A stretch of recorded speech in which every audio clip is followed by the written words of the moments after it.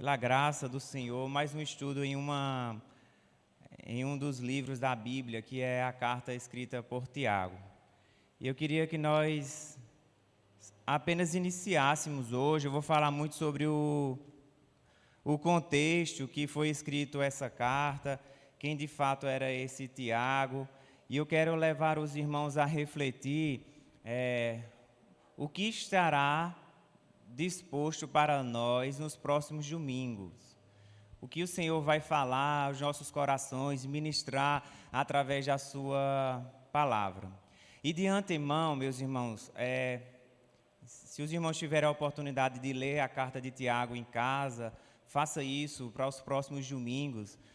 Mas de antemão eu queria dizer aos irmãos que nós iremos ter um grande desafio nos próximos domingos.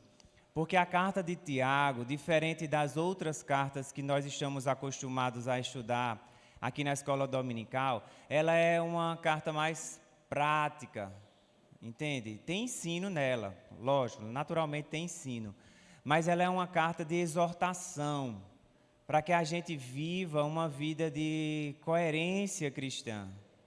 É mais ou menos, nós seremos exortados, e daí o grande desafio dessa carta para os próximos domingos, a que a gente viva o que a gente prega e crê.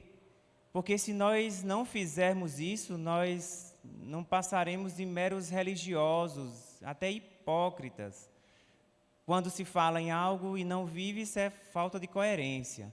Então, Tiago vai nos exortar, né? O Espírito Santo fez uso da pessoa de Tiago para falar aos crentes daquela época, e hoje fala aos nossos corações em uma palavra exortativa, em um alerta, para que a gente viva de fato a verdade do Evangelho.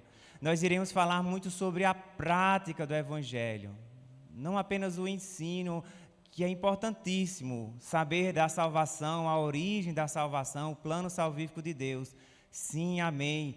Mas Tiago nos chama a atenção a viver essa verdade no nosso viver diário, todos os dias, testemunhando a Cristo Jesus através de obras que glorifiquem ao Senhor. E daí a importância de Tiago, daí o desafio de nós lermos essa carta, com toda devoção, com toda submissão à palavra do Senhor, e claro, pedindo ao Senhor a sua graça, para que a gente aprenda a testemunhar a Cristo Jesus nas nossas boas obras. Amém?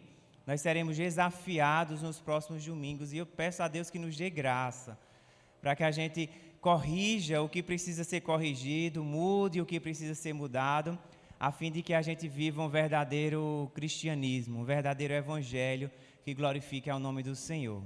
Então nós vamos já hoje início à carta de Tiago. Se você já tiver com ela aberta aí, eu quero iniciar o primeiro versículo do primeiro capítulo dessa carta, e aí a gente vai trazer algumas linhas introdutórias a respeito desse autor e o contexto que ele escreveu. Amém? Tiago, capítulo 1, verso 1. Diz assim a palavra do Senhor. Tiago, servo de Deus e do Senhor Jesus Cristo, as 12 tribos que encontram-se na diáspora, saudações. Meus irmãos, tenho por grande alegria o fato de passarem por várias provações, sabendo que a provação da fé de vocês da fé que vocês têm produz perseverança.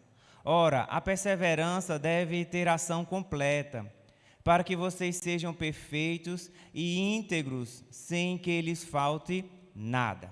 Amém? Apenas esses 4 versículos. Eu não vou expor os 4 versículos, mas, como eu falei, vou trazer uma palavra mais introdutória. Meus irmãos, quem foi esse Tiago? O pastor já adiantou aqui que Tiago era um nome muito comum na época do primeiro século da era cristã e entre os judeus. Muitas pessoas se chamavam Tiago. E eu vou trazer a alguns irmãos aqui alguns exemplos das pessoas que possivelmente fosse esse Tiago que escreveu e quem não foi. E outra coisa, além da gente ler esse primeiro versículo de Tiago, eu queria pedir a paciência dos irmãos para que a gente abrisse outros versículos que fundamentam o contexto dessa carta de Tiago, tá certo? Então a primeira passagem que eu gostaria que os irmãos abrissem está em Mateus capítulo 1, verso 19. eu vou dar um exemplo dos irmãos em um outro Tiago, que não esse, e para mostrar aos irmãos como o nome Tiago ele era comum. Então, em Mateus, capítulo 1, verso 19, e vai ser exposto aqui na projeção também, se os irmãos quiserem, ele vai falar de Tiago, que era o filho de Zebedeu, irmão de João. Ele diz assim, Mateus 1,19. Deixa eu só ver aqui. Acho que eu peguei a referência errada, deixa eu ver aqui. Não, Marcos 3,18, tá certo? Marcos 3,18. Um dos Tiagos que era muito comum era o Tiago, filho de Alfeu, que era irmão de João. Os irmãos lembram que dos 12 discípulos, 3 deles eram muito próximos de Jesus, que era Pedro, Tiago e João.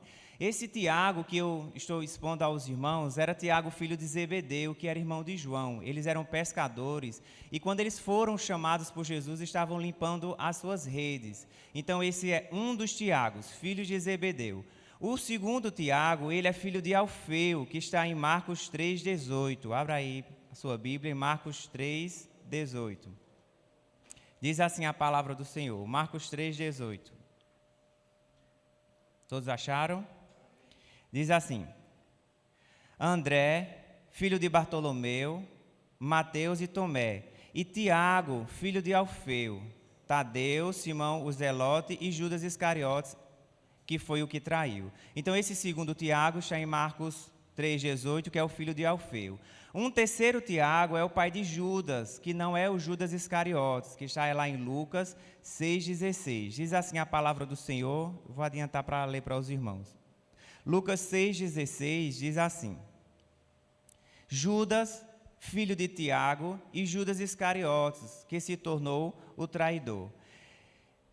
Pai de Judas, que não Iscariotes, também se chamava Tiago. E por fim, o meio-irmão de Jesus, que possivelmente seja o autor dessa carta, que está mencionado lá em Gálatas, capítulo 1 e verso 19. Essa referência eu vou falar um pouquinho mais na frente, quando eu vou falar aos irmãos que Jesus apareceu para Tiago, que era o seu meio-irmão. Diz assim, Gálatas 1:19. Quando Paulo estava defendendo o seu ministério apostólico, ele mostrou que Jesus apareceu para Tiago e ele encontrou Tiago, que era o irmão de Jesus. Gálatas 1:19 diz assim, a partir do verso 18. Passados 3 anos, fui a Jerusalém para me encontrar com Cefas, que é Pedro, e fiquei 15 dias com ele. E não vi outro apóstolo, a não ser Tiago, o irmão do Senhor. Então a Bíblia, ela menciona vários Tiagos, por ser um nome muito comum, como o Tiago, filho de Zebedeu, Tiago, filho de Alfeu, o pai de Judas, que não é os Iscariotes, que também se chamava Tiago, e por fim, o meio-irmão de Jesus, que era esse Tiago, o qual a gente atribui como sendo o autor dessa carta. Certo, mas qual dele era o autor que mais se aproxima a ser o autor dessa carta? Tiago, o apóstolo, que era o irmão de João, filho de Zebedeu, que era o mais próximo de Jesus, ele poderia até ser um dos autores dessa carta, poderia ser o autor, Tiago, dessa carta. Mas a gente atribui que não seja ele, porque ele morreu de forma prematura, no início dos anos 40. Ele, por ordem de Herodes, os irmãos Abraí, só essa passagem, Atos capítulo 12, verso 2, ele foi morto já no iniciozinho da igreja apostólica. Os irmãos já estavam dispensando o evangelho e esse Tiago, que era irmão de João, ele morreu de forma, um dos primeiros mártires, como foi o de Estevão. Atos capítulo 12, verso 2. Diz assim a palavra do Senhor. Atos 12, verso 2.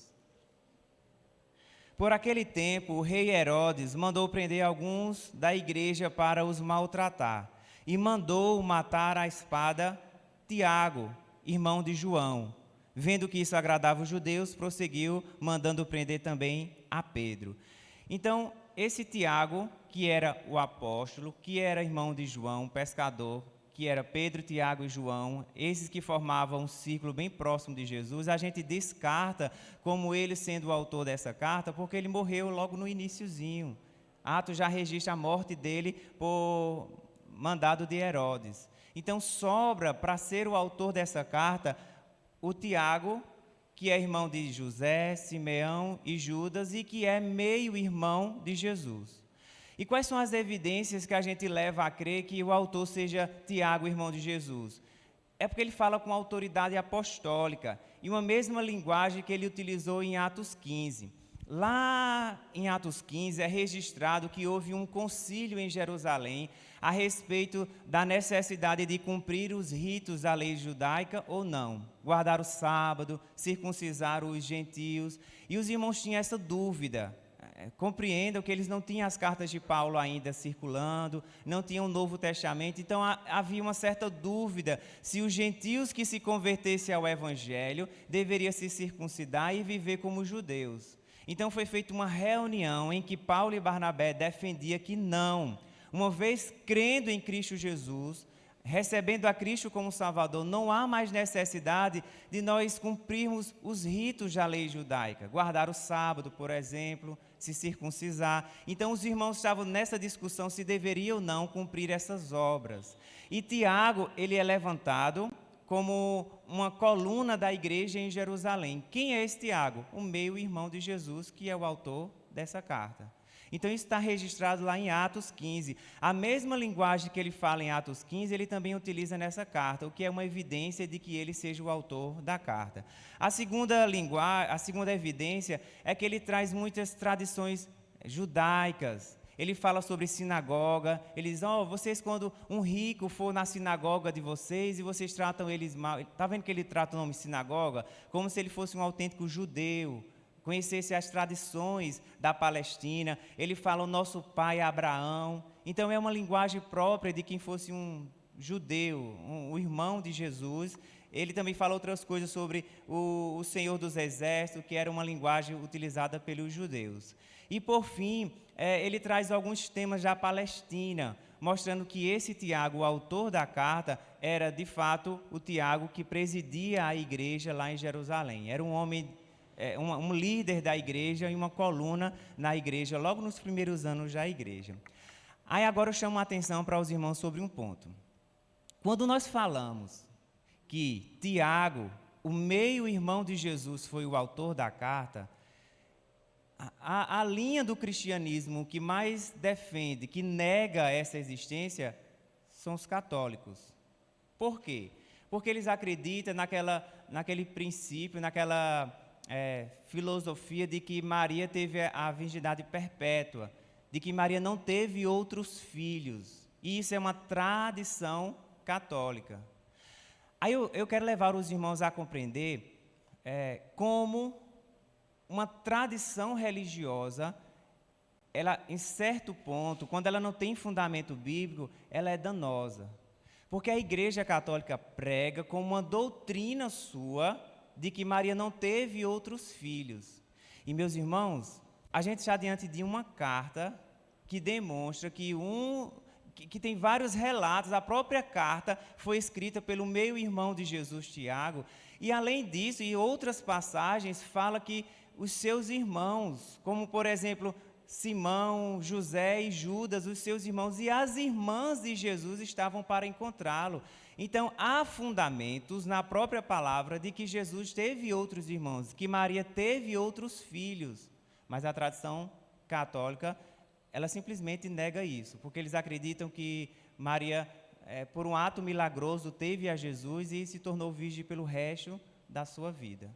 Então, eu quero levar os irmãos a compreenderem, e aí eu já levo um ponto de reflexão, como é danoso a religiosidade. Entende?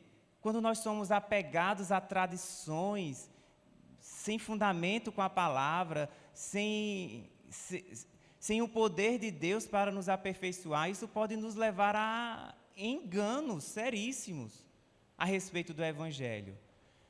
E aí, por que eu estou chamando isso a atenção? Porque isso é uma das coisas que Tiago rebate, essa religiosidade, entende?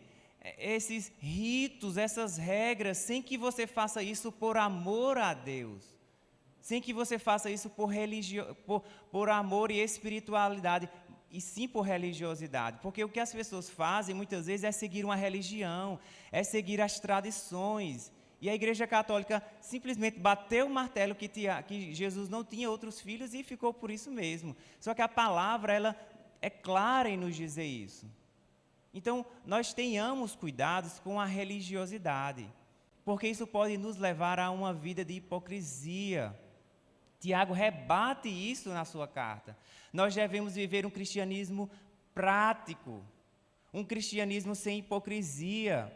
Um dos exemplos, a gente vai ver aqui, vai ser um domingo bem difícil da gente ver, é quando ele fala sobre a hipocrisia, de nós pregarmos e crermos em algo, mas nós não vivermos. Alguns irmãos lá, por exemplo, eu vou dar um exemplo para os irmãos, a gente vai ver vários assuntos no decorrer desses domingos, mas um dos exemplos é que chegava-se na igreja um irmão de grande riquezas, um rico e de grande influência, e os irmãos tratavam ele bem. E uma pessoa que era pobre, que não tinha tantas posses, ele era desprezado na igreja. E isso é religiosidade. E nós devemos, de antemão, já estou preparando os irmãos, se eu disser muita coisa, eles acham que ninguém vai vir nos próximos domingos, né? Mas eu estou preparando os irmãos para abrirem seus corações para serem desafiados a abandonar a religiosidade. Ir à igreja, só por ir, como a Igreja Católica prega, isso não nos leva à salvação.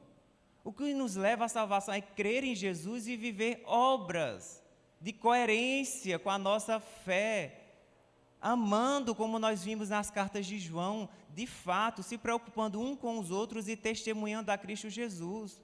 E eu estou dizendo isso porque uma grande leva de cristãos vem à igreja e não dá nem a paz do Senhor ao seu vizinho, porque acha que ele é uma pessoa impura. Ou, às vezes, está dentro da igreja, mas não fala um irmão com o outro. Isso é religiosidade, entende?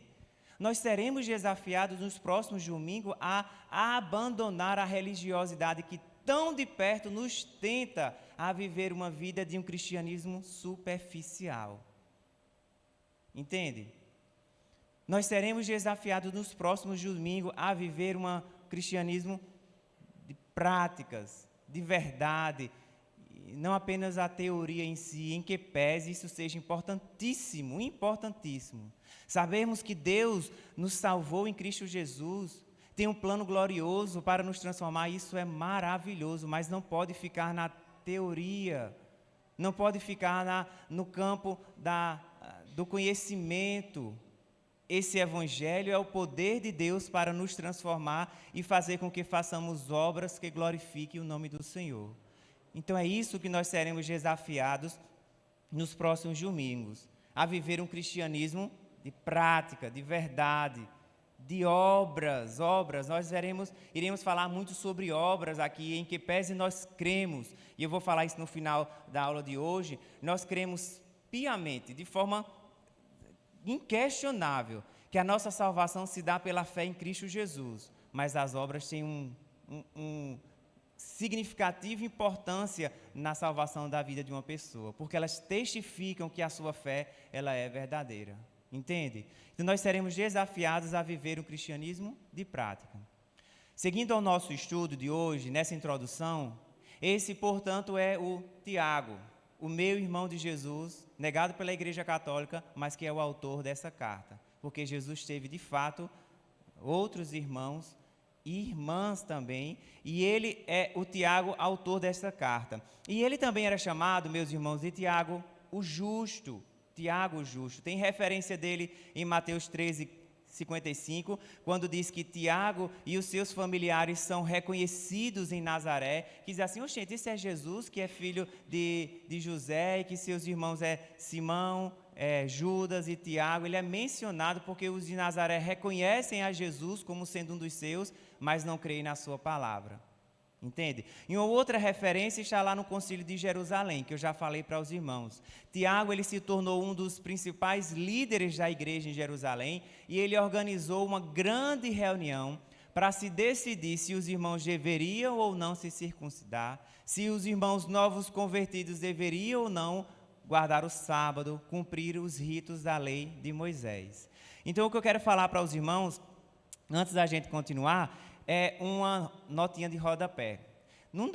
Das lidas que eu fiz a respeito de Tiago, tem um historiador muito famoso que os irmãos devem conhecer, que é Eusébio.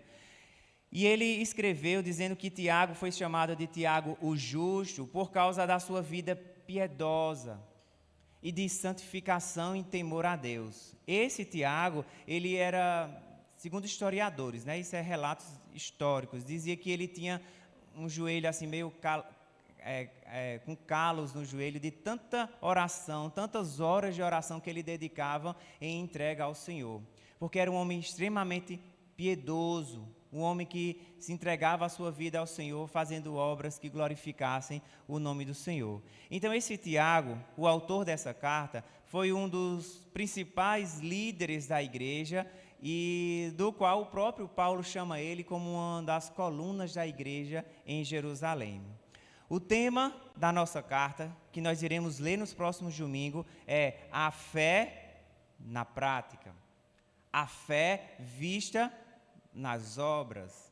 Esse é o tema que vai permear os nossos estudos nos próximos domingos e que será um grande desafio para as nossas vidas. Eu queria que os irmãos só abrissem, só para mencionar, o livro de Gálatas 1:19, e a gente vai falar um pouquinho sobre o tema principal dessa carta que será estudada. Gálatas 1:19 vai mencionar Paulo citando a Tiago, irmão do Senhor. Diz assim, Gálatas 1, vamos ler a partir do 18, diz assim: passados 3 anos, Paulo escrevendo, fui a Jerusalém para me encontrar com Cefas e 15 dias fiquei com ele. E não vi nenhum outro dos apóstolos a não ser Tiago, irmão do Senhor. Agora passa a página e leia 2:9, Gálatas 2:9. E quando reconheceram a graça que me foi dada, Tiago, Cefas e João, que eram reputados como colunas da igreja, estenderam a mim e a Barnabé a mão direita da comunhão, a fim de que nós fôssemos para os gentios e eles fossem para a circuncisão. Então, esse Tiago era um grande líder, né, uma coluna, uma pessoa muito importante da igreja em Jerusalém, tá certo? Seremos, portanto, exortados, meus irmãos, a viver na prática a fé que nós professamos. Ser um praticante e não apenas ouvinte da palavra. Esse será o tema que será desenvolvido nos próximos domingos. E Tiago chama muito a atenção para que os irmãos vivam a prática do Evangelho por causa de alguns conflitos que estavam existindo no meio da igreja. Entre irmãos que eram mais ricos, com irmãos que eram mais pobres, algumas facções que existiam no meio da igreja, e Tiago associa isso a um mundanismo dentro da igreja. É por isso que ele combate de forma tão veemente para que essas práticas não entrem na igreja, porque isso é reflexo do mundo. E ele desafia os irmãos a buscarem em Deus a sabedoria para resolver esses problemas, porque os irmãos estavam brigando mesmo, existia a opressão dos irmãos mais ricos com os irmãos mais pobres. Então Tiago leva os irmãos a entenderem que quando eles receberam a palavra de fé em Cristo Jesus, devem ter um relacionamento correto diante de Deus, ter uma vida prática, e esse é o propósito e o tema que será discutido nessa carta. A gente iniciou lendo apenas um versículo dessa carta, em que dizia assim: Tiago, servo do Senhor, no verso 1, e do Senhor, servo de Deus e do Senhor Jesus Cristo, as 12 tribos que se encontram na diáspora, saudações.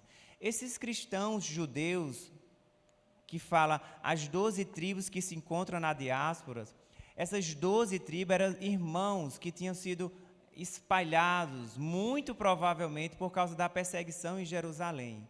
Deus permite essa perseguição para que se cumpra a promessa de que esse evangelho seria espalhado. E os irmãos não queriam sair de Jerusalém. Então Deus, implode a igreja em Jerusalém a fim de que os irmãos fossem espalhados para as regiões mais distantes que existissem. Então essa dispersão, esse espalhamento da igreja, essa difusão, é os irmãos saindo de Jerusalém para regiões mais distantes.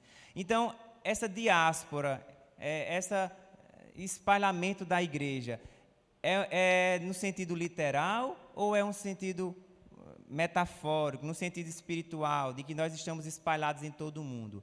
Há quem diga, e há sustentação para dizer que os irmãos estavam passando por essa perseguição, que além de tudo, além dos irmãos estarem fora das suas regiões, das suas casas, eles estavam passando por perseguição.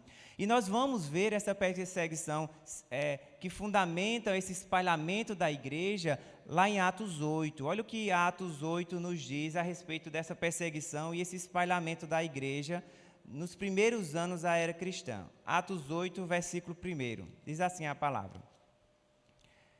Atos 8, verso 1. E Saulo consentia na morte de Estevão. Naquele dia, teve início uma grande perseguição contra a igreja em Jerusalém. Todos, exceto os apóstolos, foram dispersos. Provavelmente essa diáspora seja essa, de que os irmãos foram dispersos pelas regiões da Judéia e de Samaria.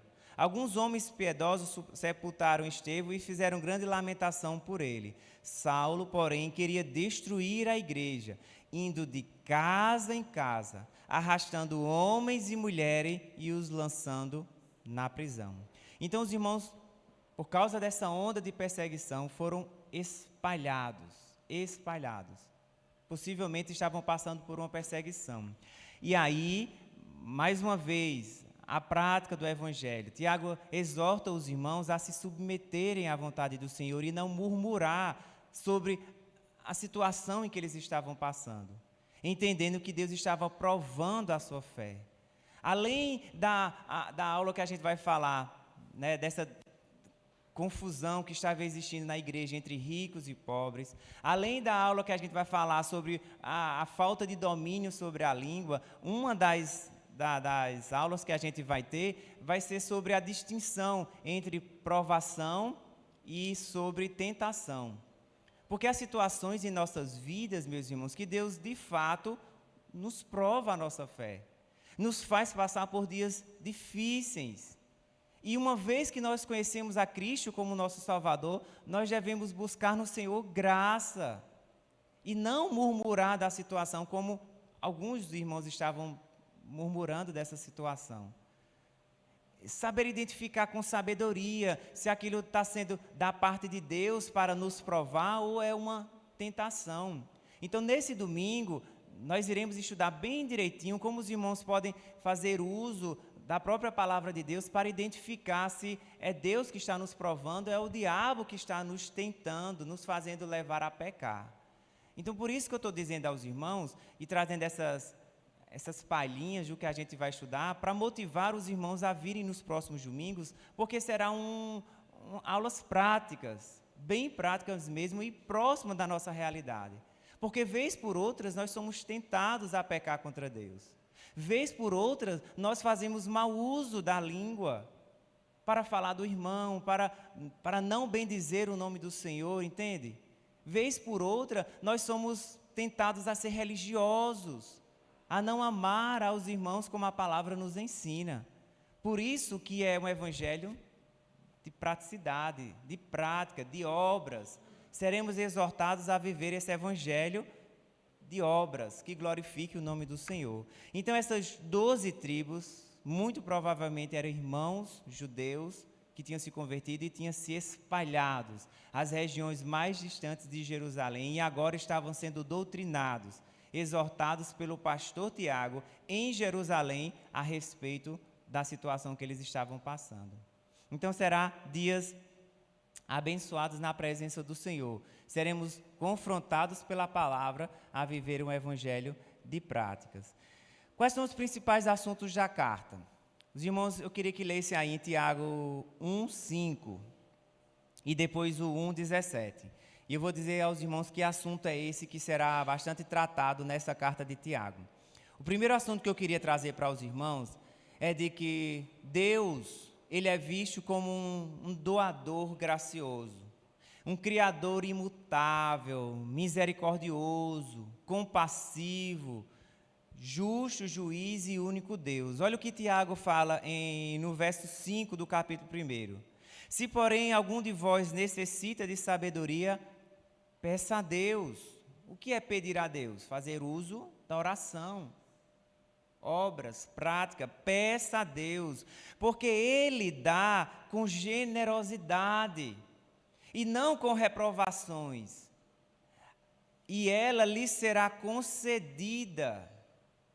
O que é isso? É a demonstração de um Deus gracioso, que quer ver o seu povo com boas obras, buscando a Ele sabedoria.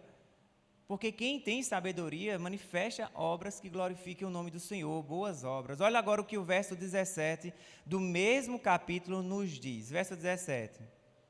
Pois, segundo o seu querer, Ele nos gerou pela palavra da verdade, para que fôssemos como primícias das suas criaturas. Deus é visto como Deus criador, que cuida da sua igreja, que dá a todos de forma graciosa, como Deus compassivo, único Deus misericordioso e imutável.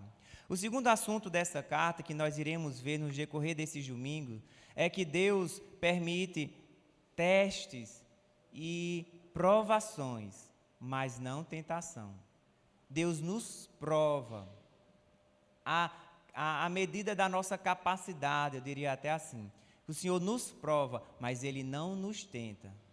Deus não nos leva a testar para que, uma vez caindo, a gente peque. Não é isso que Deus faz, mas Deus nos prova. Olha o que Tiago 1, do 2 ao 4, que nós lemos, nos fala.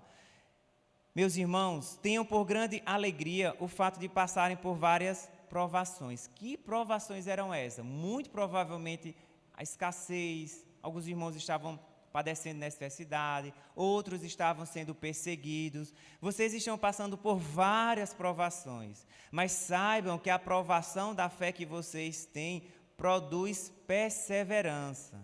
Ora, a perseverança deve ter ação completa, para que vocês sejam perfeitos e íntegros, sem que lhes falte nada. O que é que Tiago está nos dizendo? Que ao final de cada provação, Deus nos aperfeiçoa. Meus irmãos, ninguém que é provado por Deus, ninguém que passa por um crivo do deserto, muitas vezes da escassez, ela é a mesma pessoa ao final dessa experiência com Deus.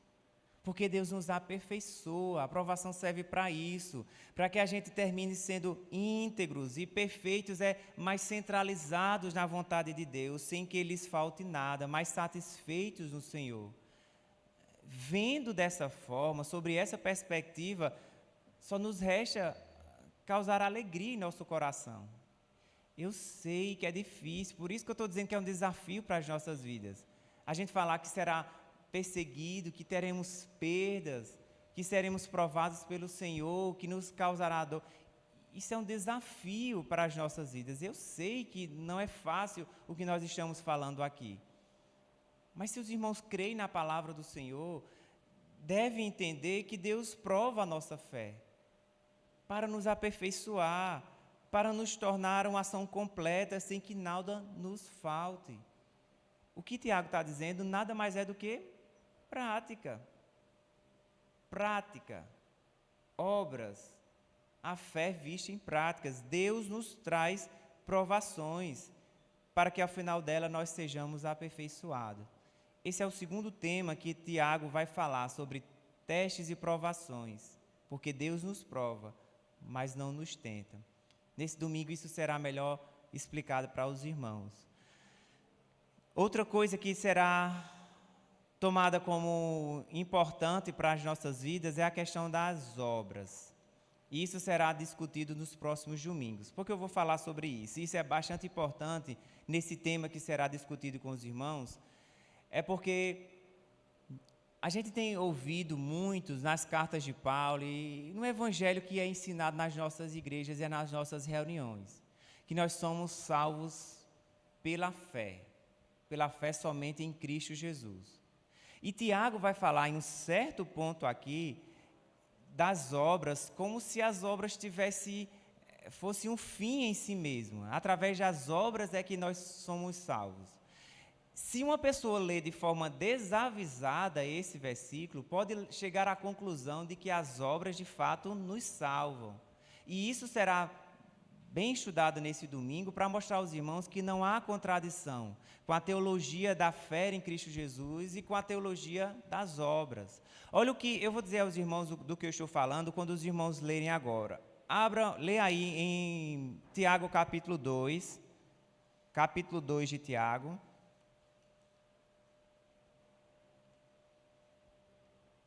Verso 24.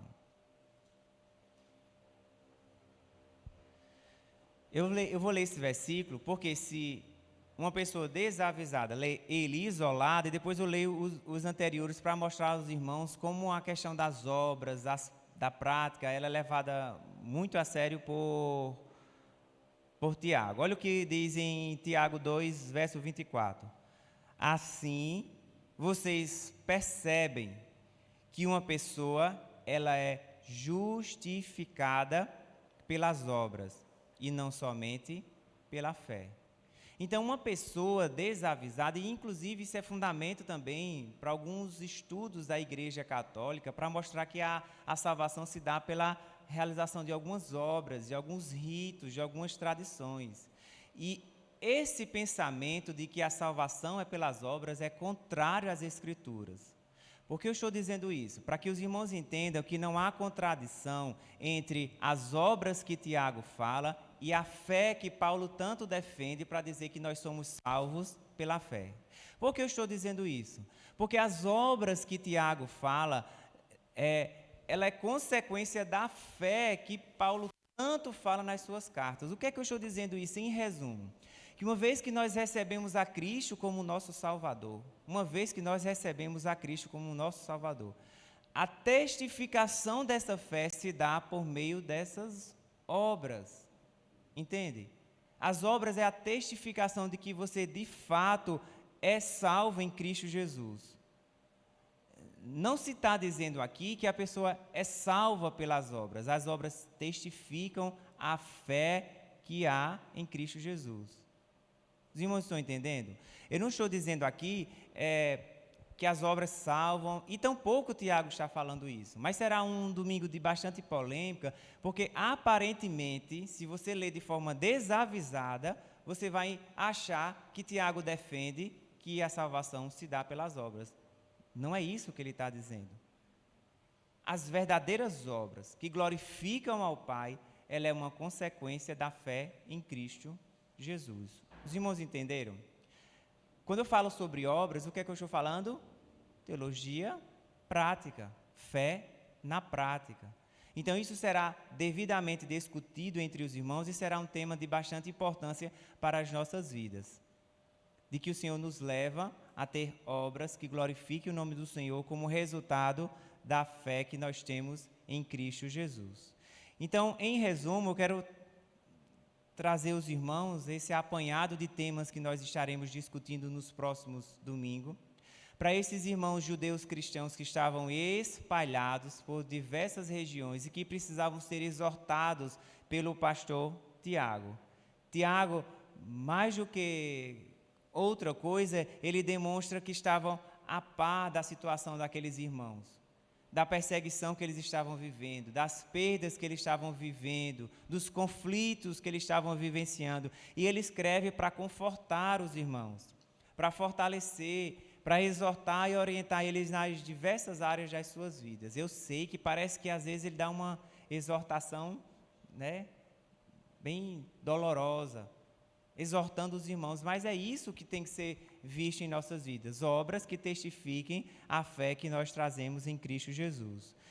Então, quero encerrar agora, meus irmãos, trazendo aos irmãos só essa questão de Tiago, capítulo 2, dos versos que nós lemos agora, que dá no verso 24. Eu queria trazer uma passagem de um livro que explica bem direitinho essa passagem de Tiago. Eu vou ler ela e vou trazer para que os irmãos entendam o que eu estou falando sobre as obras. Abram em Tiago 2, 14 ao 24, e eu trago a explicação dessa passagem para que seja, sem que perca nada dessa explicação, eu quero ler para os irmãos. Tiago 2, 14 diz assim: meus irmãos, Tiago 2, 14, qual é o proveito se alguém disser que tem fé, mas não tem as obras? Será que essa fé pode salvá-lo? De fato não salva, porque essa fé, a fé verdadeira em Cristo Jesus, ela é testificada pelas obras. Essa fé, ela é vazia, não é essa fé que Paulo defende nas suas cartas, e nem essa fé que nós estudamos quase que todas as nossas reuniões, dizendo que a fé em Cristo Jesus pode nos salvar. Não é essa fé que não tem obras. Será que essa fé pode salvá-lo? De forma alguma. Se um irmão ou uma irmã estiver com falta de roupa e necessitando do alimento diário, e um de vocês disser, vá em paz, tratem de se aquecer e se alimentar bem, às vezes faz até uma oração e manda a pessoa embora, não lhes dando o necessário para o corpo, qual é o proveito disso? O que Tiago está dizendo é, que fé é essa? Ora, meus irmãos, a fé em Cristo Jesus nos une como um só corpo. E se ela nos une, é natural que veja obras que testifiquem essa fé. Os irmãos estão compreendendo como é desafiador essa carta de Tiago, como nós seremos exortados nos próximos domingos a viver uma teologia prática, sem religiosidade, com verdade em nosso viver diário. E isso é difícil, se o Senhor não nos der graça, a gente não consegue. Tiago fala, que proveito há nisso? Assim também a fé, se não tiver obras, por si mesmo ela está morta. Que fé é essa? Religiosidade, tradições. E nós somos inclinados a viver sobre tradições, porque isso de fato é até mais fácil de viver, o cumprimento de regras do que a vontade do Senhor. Muitas pessoas estão apegadas a tradições. Eu não sei se os irmãos já tiveram a oportunidade de pregar ao Evangelho, falar o verdadeiro Evangelho a uma pessoa que é católica. Ela diz, é a lei dos meus pais, eu nasci nela, eu vou morrer nela. Porque ela está entrelaçada, apegada à religiosidade, a tradições. E esta fé religiosa, sem obras, sem amor, sem o poder de Deus, ela é morta. Ela não pode salvar. Entende o desafio que nos será proposto em nossos domingos? Nós não podemos viver um evangelho sem obras, porque isso é um reflexo de uma fé morta. Mas que dirá, verso 18, olha o que ele fala mais a respeito. Mas alguém dirá, você tem fé e eu tenho obras. Mostre-me a sua fé sem obras, e eu com as obras lhe mostrarei a minha fé. Você crer que Deus é um só, faz muito bem, até os demônios creem e tremem. Tolo! Você quer ter certeza de que a fé sem obras é inútil? Por acaso não foi pelas obras que Abraão, nosso pai, foi justificado quando ofereceu o seu filho sobre o altar? Então está vendo como ele dá uma exaltação às obras? Por que ele fala isso? Porque as obras é um reflexo da fé em Cristo Jesus. De modo que se eu não tiver obra, se eu não testifico essa obra, ela é morta. As obras que eu falo aqui é o viver diário do cristão. É o testemunho de Cristo Jesus. Sejam elas quais forem. É fazer o bem, é ser compassivo, é ser ativo na obra do Senhor. Todas essas obras englobam e testificam a fé em Cristo Jesus. Por acaso não foi pelas obras que Abraão, nosso pai, foi justificado, quando ofereceu seu filho sobre o altar? Você percebe que a fé opera juntamente com as obras, e que foi pelas obras que a fé se consumou? E se a Escritura diz que Abraão creu em Deus, e isso lhe foi imputado para a justiça, e ele foi chamado amigo de Deus, assim vocês percebem que uma pessoa é justificada pelas obras e não somente pela fé. Então, quando eu falo de obras, nós estamos falando sobre a fé vista na prática. E esse é o grande desafio das nossas vidas. É o que nós somos quando nós passamos dessas portas, desses portões. Quando o Evangelho é anunciado em nossos corações, em nossas reuniões, ele começa a produzir frutos lá fora. E é um desafio, meus irmãos. Porque nós não estamos acostumados, por nós mesmos, a perder, a perdoar, a manifestar graça. Porque por nós mesmos, por nossa natureza pecaminosa, nós só queremos fazer o que é contrário à vontade do Senhor. Mas nós recebemos a Cristo.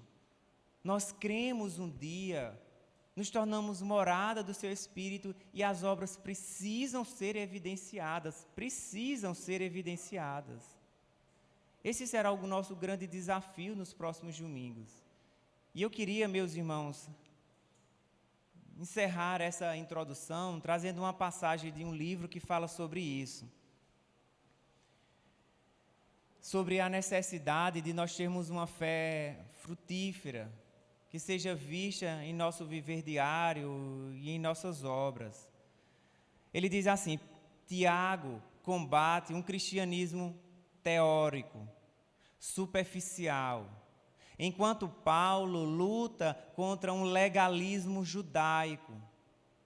Alvos diferentes requer, portanto, ênfases distintas. Por isso que não há contradição entre a fé que Paulo tanto prega para a salvação e as obras que Tiago tanto defende para a justificação da salvação. O justo, o homem, é justificado diante de Deus pela fé somente. Contudo, ele é justificado diante dos homens pelas obras que pratica em decorrência da fé. Os irmãos entenderam essa frase? Olha o que esse autor diz, que o homem, ele é justificado diante de Deus pela fé somente. É crendo em Jesus que eu serei justificado. Mas ele é justificado diante dos homens pelas obras que pratica em decorrência da fé. Os homens, quando olharem para nós, não vão saber se nós somos crentes ou não pela fé em Cristo Jesus. Como é que eles vão saber que se nós cremos ou não?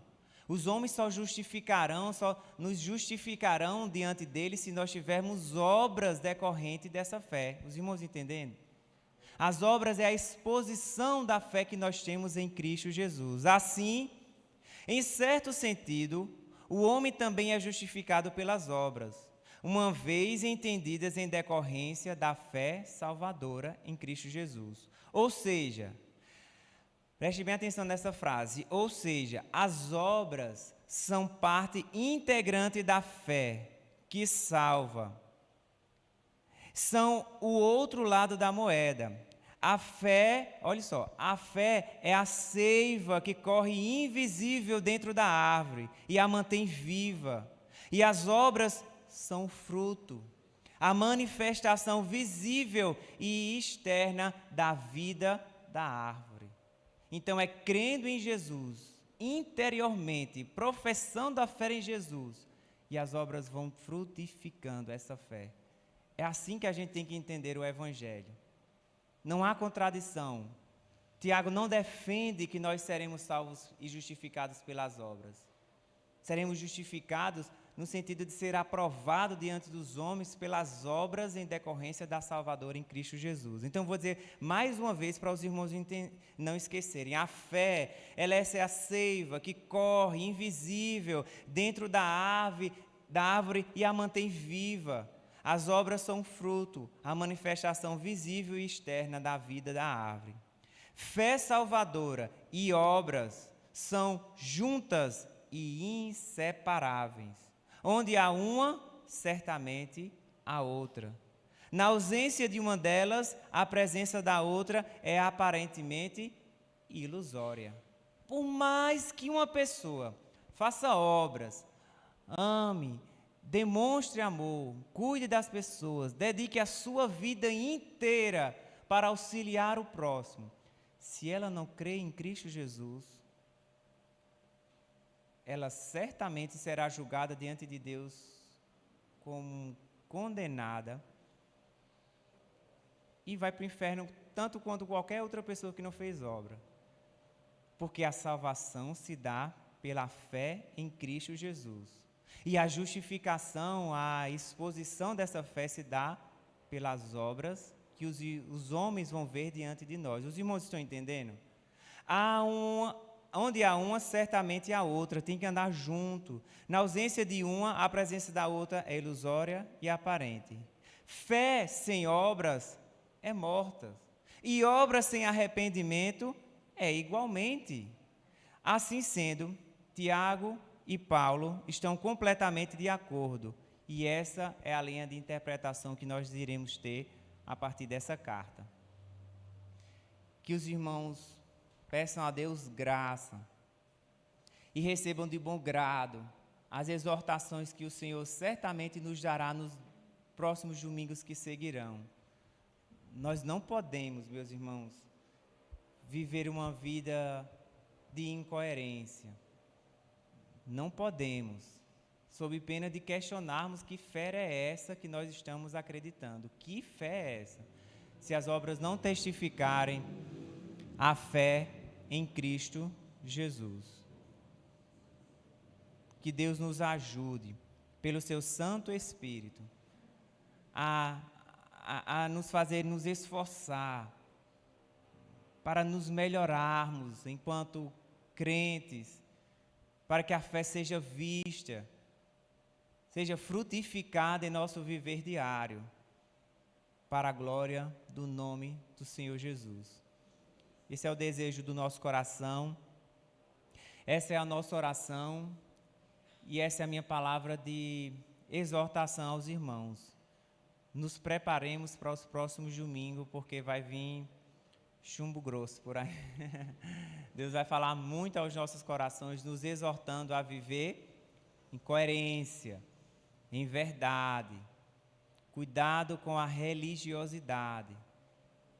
Não pense que o simples fato de cumprir ritos, ir para a igreja, deixar o Salmo 91 aberto lá na sua casa, isso é suficiente. Nós devemos viver um cristianismo verdadeiro, que crer em Cristo Jesus e as obras testificam essa fé salvadora no nosso Salvador. Feche os seus olhos, vamos orar mais uma vez ao Senhor. Gracioso Deus, te rendemos glórias, louvor e majestade, porque um dia nós cremos na verdade do Evangelho. Nós te damos graça, Senhor, porque o Senhor ministra todas as vezes que estamos reunidos em Teu santo nome. Teu Espírito nos ministra a viver uma vida transformada pelo conhecimento de Cristo Jesus. Senhor, muito obrigado pela Tua obra redentora que nos abriu o caminho e o acesso a Deus. Eu te peço agora que sejamos desafiados em nosso viver diário a viver uma vida que reflete essa fé salvadora em Cristo Jesus, com obras que glorifiquem ao Teu santo nome, sendo sábios em nossas decisões, sendo mansos, controlando, Senhor, a nossa língua, controlando, Senhor, o nosso temperamento para a glória do Teu santo nome. Nos ajuda a morrermos, porque só assim o Senhor será visto. Só assim a nossa fé será frutífera, se nós morrermos para nós mesmos e deixarmos que o Senhor governe as nossas vidas. Senhor, esse é um desafio diário, todos os dias. Nós somos tentados a fazer com que a nossa fé seja morta, sem efeito algum. Tenha misericórdia do Teu povo, Senhor. Tenha misericórdia. Nos ajuda a ter obras de misericórdia como o Senhor tem conosco. Nos ajuda a refletir o Teu caráter santo, misericordioso, compassivo em nosso viver diário. Eu te peço isso para a glória do Teu santo nome. Que não seja a justiça própria de cada um de nós, mas a Tua justiça operando em nossas vidas. Eu te peço isso para a glória do Teu santo nome. Nos ajude. Serão dias difíceis em que nós seremos exortados a viver a verdade do Evangelho tão precioso de Cristo Jesus. Senhor, tenha misericórdia das nossas vidas. Eu te peço isso para a glória do teu santo nome. Por tua igreja nós oramos nessa manhã. Que o Senhor nos conduza a toda a verdade pelo teu Santo Espírito. E no nome de Jesus. Amém. Queria chamar o pastor Valberto para trazer a finalização. Amém? Graças a Deus. Há alguma pergunta que os irmãos queiram fazer? Os comentadores afirmam, irmãos, que Tiago tinha os joelhos calejados, semelhante aos do camelo, aos camelos, porque era um homem dedicado à oração. Por isso você vai ver muito isso na sua carta, muita ênfase à oração. Os comentaristas, auxiliados pela história, afirmam que ele tinha os joelhos calejados, dada uma vida de oração. Geralmente, um irmão olha para o outro e até menciona assim: ser crente quando tudo está bem é muito fácil, né? Às vezes você não fala isso, a gente não usa desse termo, olhando para as pessoas, dizendo: olha, ser crente quando tudo está bem é muito fácil. Ser crente quando você não está passando por provações, situações adversas. Ser crente quando tudo está em bonança é muito fácil. Quem aqui já falou isso para uma pessoa? Ou para você mesmo? Não? Geralmente a gente usa isso em nosso discurso. Ser crente quando tudo está bem é muito fácil. Eu quero ver diga, Giseuda, na aprovação. Eu quero ver na aprovação. Você sendo provado. E se você demonstrar a sua fé em Jesus no tempo da adversidade, isso vai fazer você uma pessoa perseverante. Você sendo provado, no dia da prova, no dia da adversidade, no dia da situação difícil, no dia mau, você permanecer fiel a Cristo, exercendo fé no Senhor, não declinando de sua fé. Obviamente que virão outras situações adversas, mas isso vai gerar em você perseverança. Você vai aprender a como denunciar sua fé em quaisquer situação. É como o apóstolo Paulo, escrevendo aos Filipenses, ele disse assim: eu aprendi a viver contente. Eu aprendi a viver contente em toda e qualquer situação. A minha força está no Senhor. A minha dependência está no Senhor. Por isso, nele eu posso todas as coisas.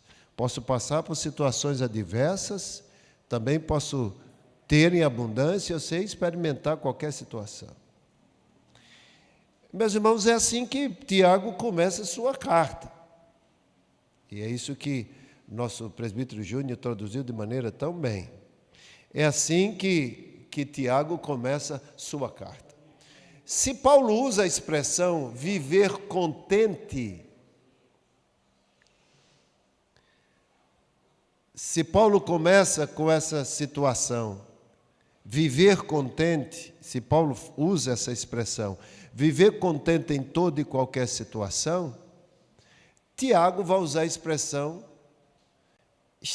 estejais alegres pelo fato de passardes por várias provações.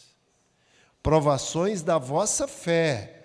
Porque se você for falar com uma pessoa que defende a teologia da prosperidade, Ele vai dizer, como é que você pode ficar contente se não tem o dinheiro para botar gasolina no carro? Você está doido? Como é que você vai ficar contente se você não tem o dinheiro para fazer a feira? Você não vai ficar contente, você vai ficar triste, porque você não tem um dinheiro. O que Tiago está dizendo, quando você é provado em sua fé, se alegre. Meus irmãos, tenham por motivo de grande alegria, não qualquer alegria, é grande alegria, o fato de passarem por várias provações. Mas o irmão da teologia da prosperidade vai dizer, entenda, isso aqui é negócio de doido, você ter motivo de alegria, o fato de estar sendo provado, não tem dinheiro para fazer a feira, não tem dinheiro para botar gasolina no carro, não tem dinheiro para fazer isso, está sofrendo com a enfermidade, você vai ficar alegre. Ele diz, o fato de passarem por várias provações. E ele vai especificar, ele vai tentar, ele procura mostrar que provações ele está falando. Sabendo que a provação da vossa fé, a provação da vossa fé, a provação da fé que vocês têm produz perseverança. Obviamente, se está nos faltando dinheiro para fazer a feira, nós não vamos ficar sorridentes, dando pulo de alegria, porque não temos dinheiro de comprar comida. Mas nós não vamos ficar desesperados, mas porque nós confiamos no Senhor que não nos faltará nada. E é essa alegria, a alegria que faz a diferença na provação, é a confiança no Senhor, de que Ele vai trazer ao seu tempo aquilo que nós precisamos, porque Ele cuida de nós. Essa é a diferença. O ímpio que não tem esperança no Senhor, ele se desespera. Mas Tiago está dizendo aqui, a provação da vossa fé seja motivo de alegria na vida de vocês. Eu estava meditando nessa palavra, estava lendo a carta de Tiago, meditando, me acercando do contexto histórico, estava pensando, e eu disse, Senhor, todo tempo é assim. Somos provados em nossa fé. Quantos foram martirizados? Quantos foram mortos? Tiago, irmão de João, filho de Zebedeu, foi apedrejado. Achou engraçado, achou interessante isso. Apedrejado ele foi e mandou prender também Pedro, nós já ouvimos hoje de manhã, porque ele achou que aquilo era interessante, rendia a audiência, nós utilizaríamos essa expressão hoje. Quantas vezes você é provado pela expressão da sua fé? Humilhado em casa, entre seus colegas, entre aspas, entre pessoas que convivem com você ou não, em casa, na rua, em vários lugares. E quantas vezes você se ajoelha chorando diante do Senhor, por ser humilhado, provado em sua fé, e você diz ao Senhor, até quando, Senhor? Até quando eu vou suportar isso? Sabe, meus irmãos, perguntaram isso a Jesus. O livro de Apocalipse nos ensina assim também. Muitos irmãos morrendo. A gente vê uma roubalheira em nossa nação, corrupção, coisas terríveis, você sendo justo, íntegro, direito. E você vendo o ímpio prosperando, tem aquela crise de Asaf. E você vê o ímpio prosperando, você vê o ímpio fazendo as coisas aparentemente dando certo, tendo lucro, cheio de saúde, malhado, todo o corpo definido, e você com bucho grande, todo defeituoso, e você fica com aquela coisa toda, e causa aquela crise em você.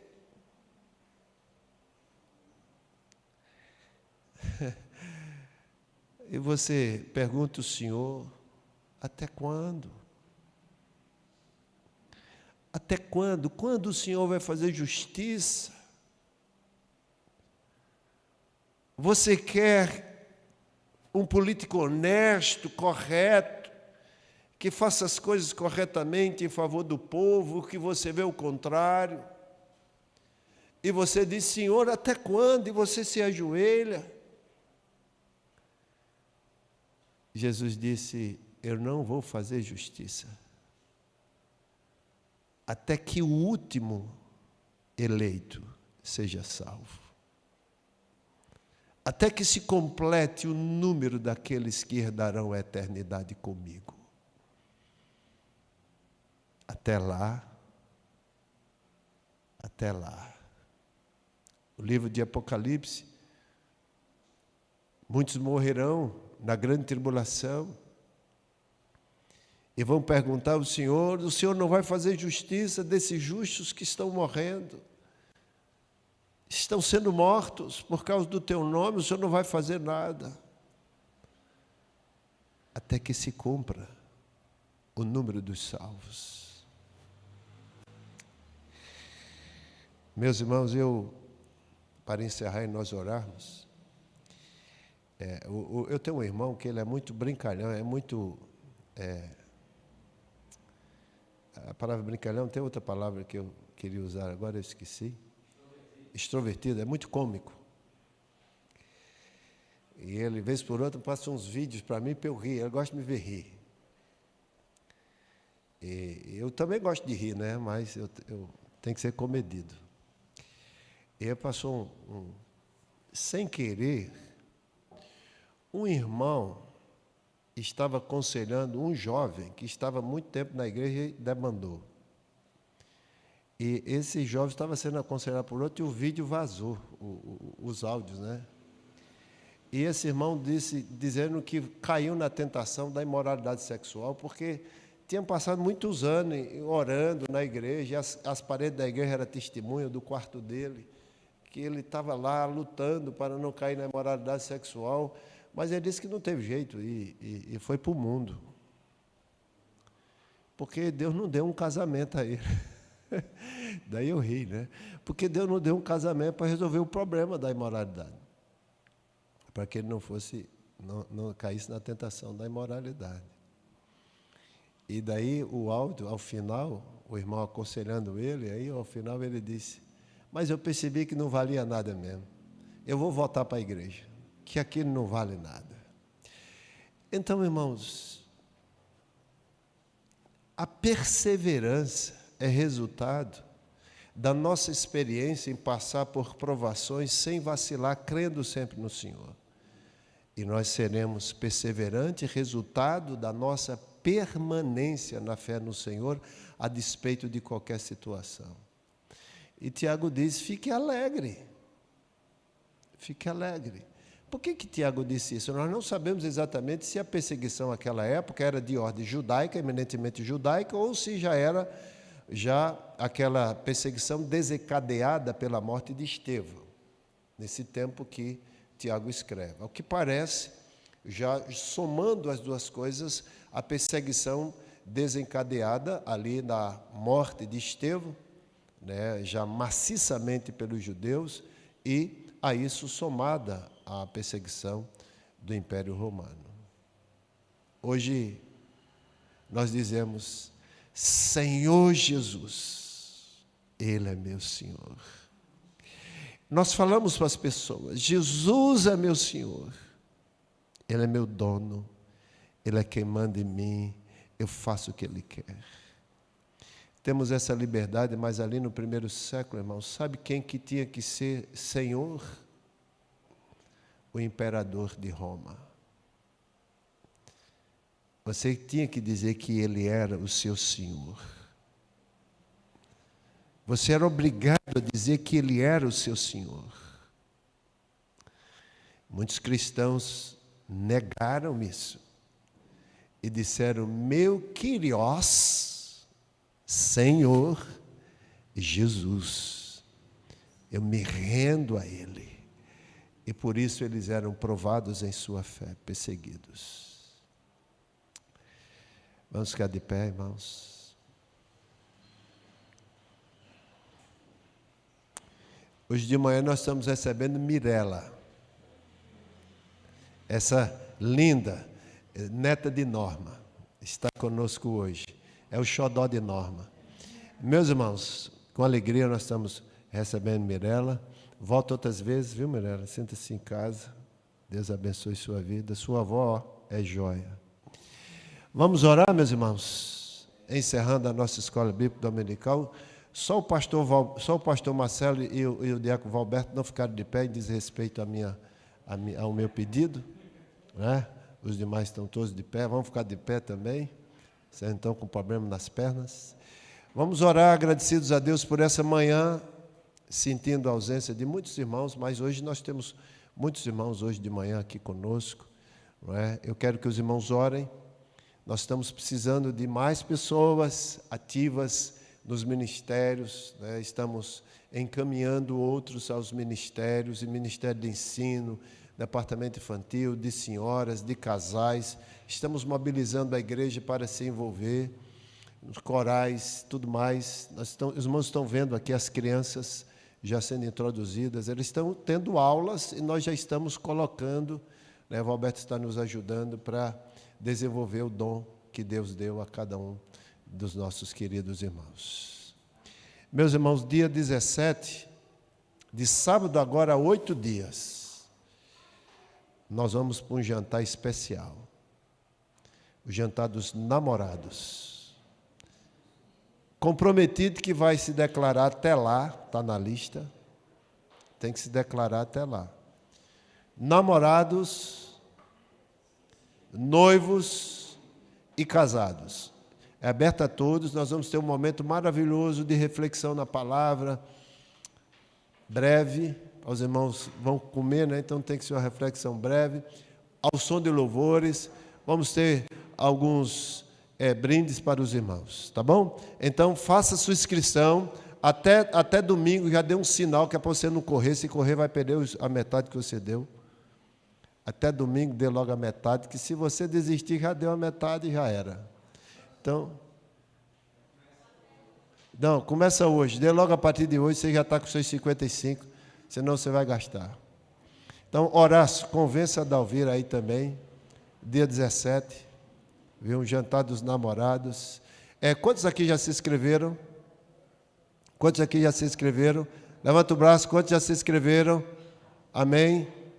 Faça a sua inscrição, dia 17, quero ver os irmãos lá, todos juntos, para a glória de Deus. Pai, muito obrigado por essa manhã de estudo da Tua Palavra.